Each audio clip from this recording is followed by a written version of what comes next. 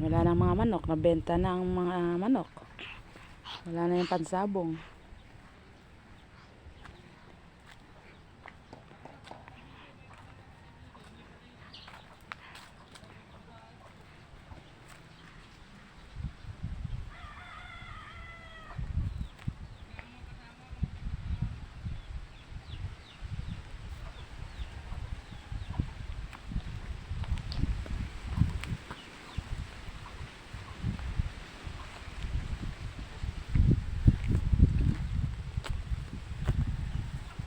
Wala na mga pangsabong. Meron na uling sisil. Papalakihin si Papa.